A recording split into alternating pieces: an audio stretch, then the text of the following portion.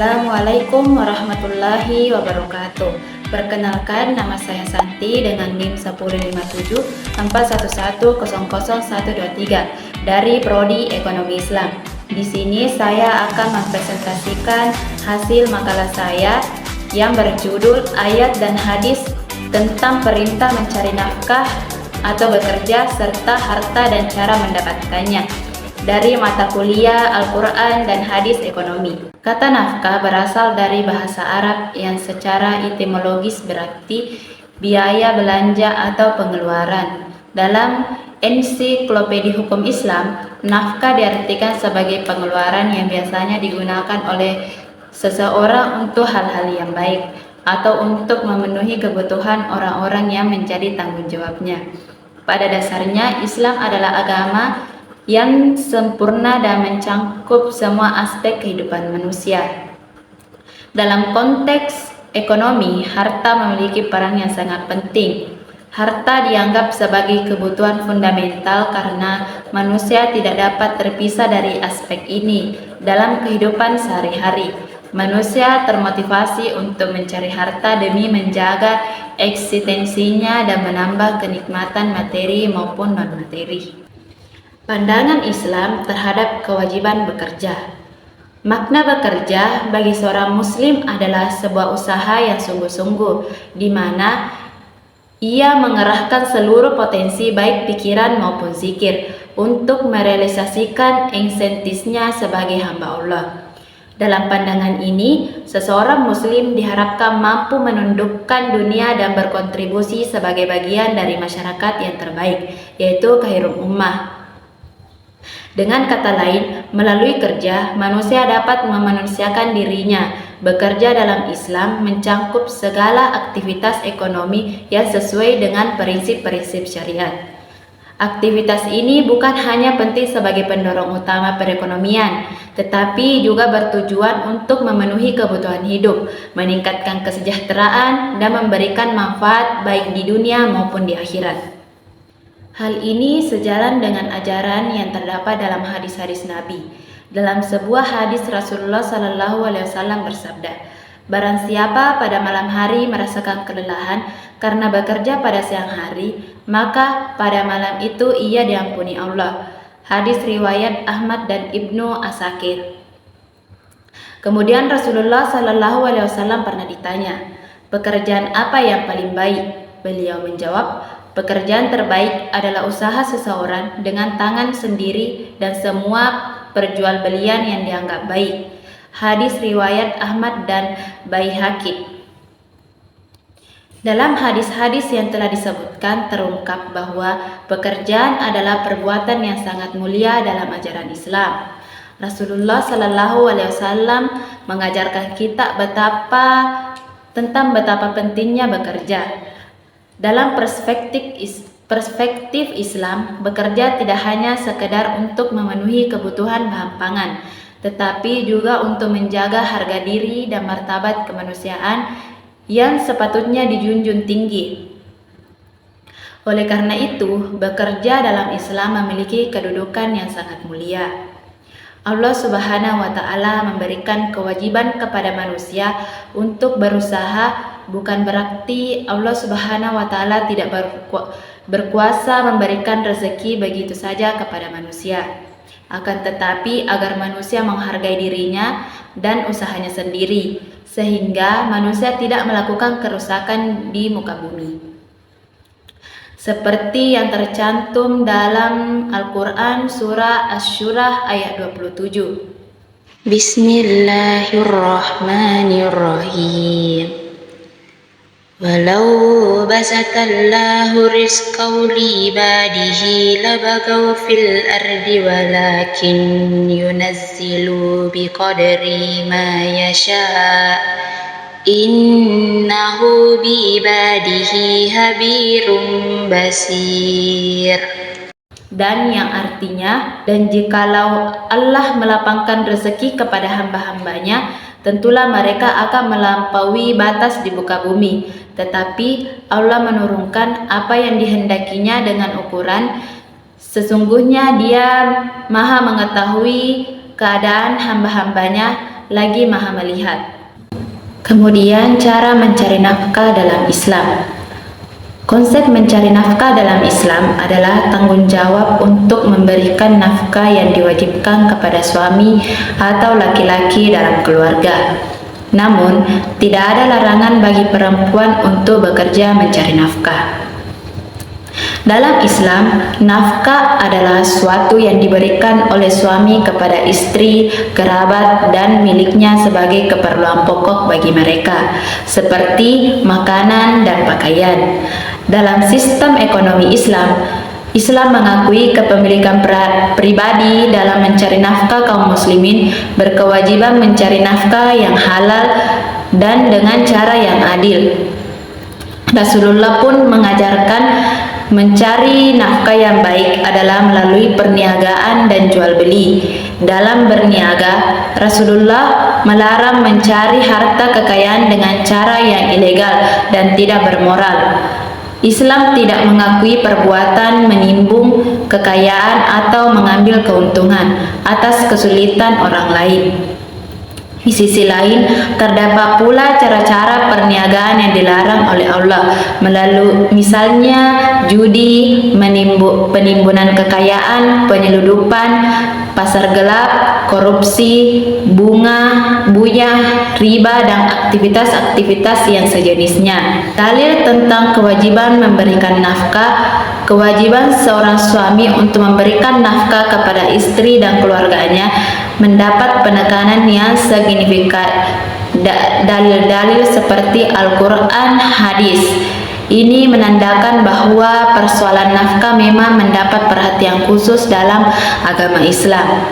Dalam surat At-Talaq ayat 7, yang artinya, hendaklah orang yang mempunyai kekuasaan memberi nafkah menurut kemampuannya, dan orang yang terbatas rezekinya hendaklah memberi nafkah dari harta yang diberikan Allah kepadanya. Allah tidak membebani kepada seseorang melainkan sesuai dengan apa yang diberikan Allah kepadanya. Allah kelak akan memberikan kelapangan setelah kesempitan. Makna ayat tersebut yaitu ayat ini menjelaskan tentang betapa wajibnya seseorang suami untuk memberikan nafkah kepada istrinya.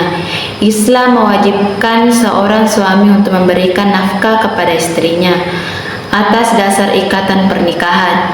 Selain seorang istri, orang yang wajib dinafkahi berdasarkan ayat tersebut yakni orang yang termasuk dalam keluarganya.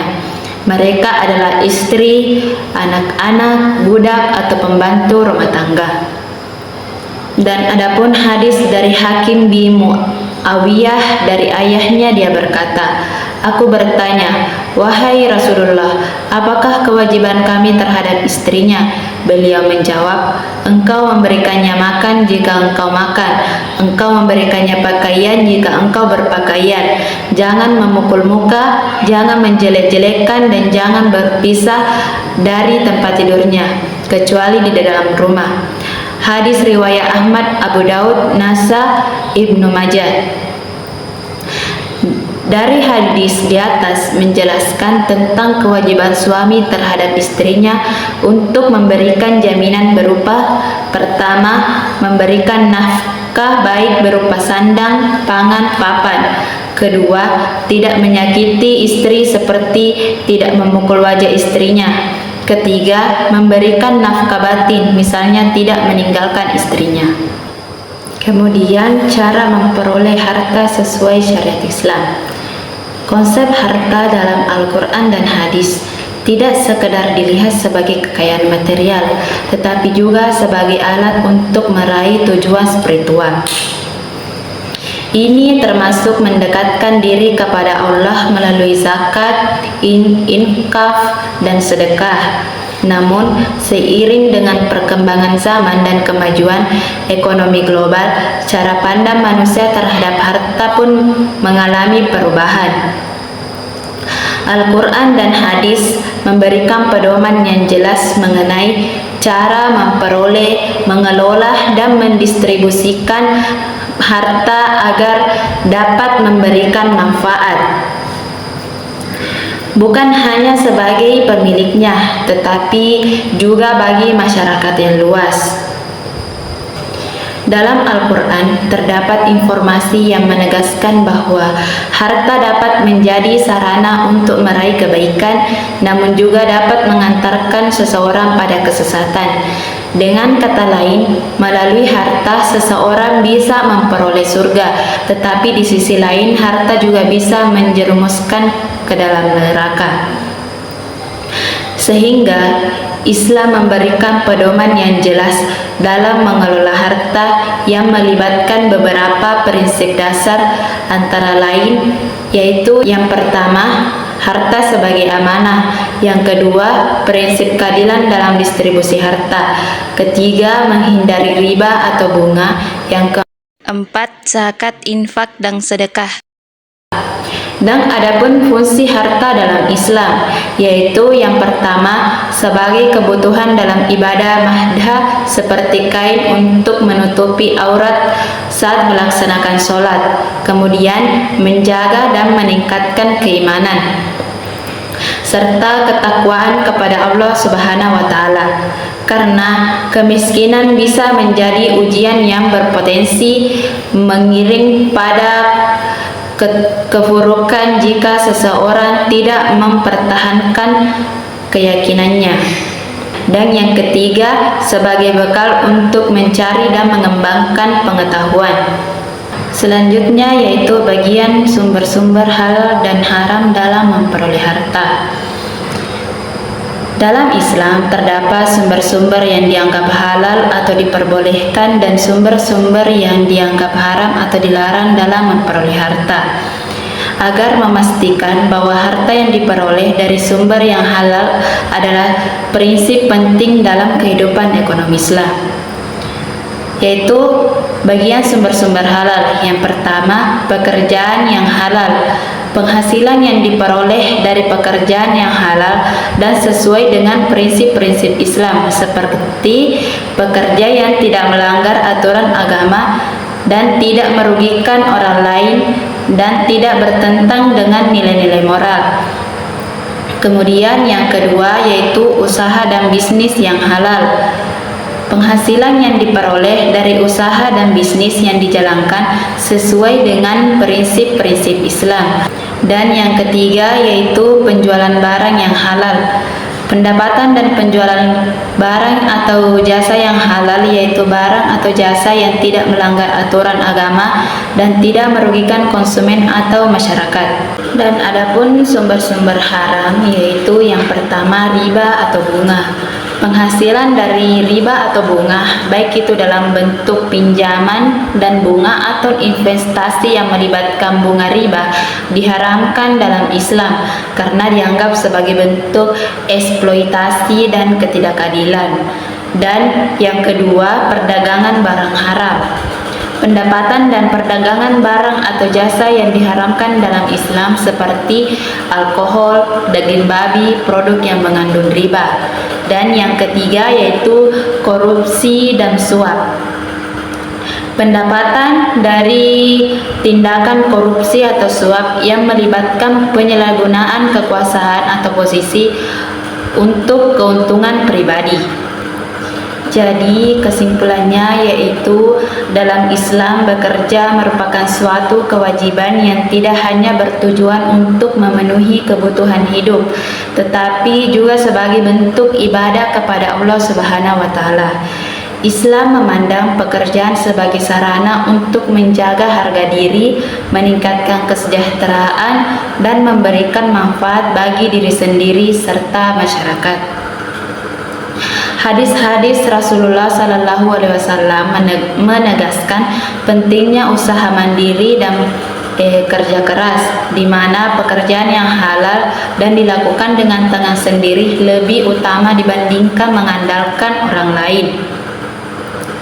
Begitupun dengan harta. Harta dalam Islam bukan hanya sekedar kekayaan materi, tetapi ujian yang dapat membawa keberkahan atau kebinasaan tergantung bagaimana cara memperolehnya dan menggunakannya.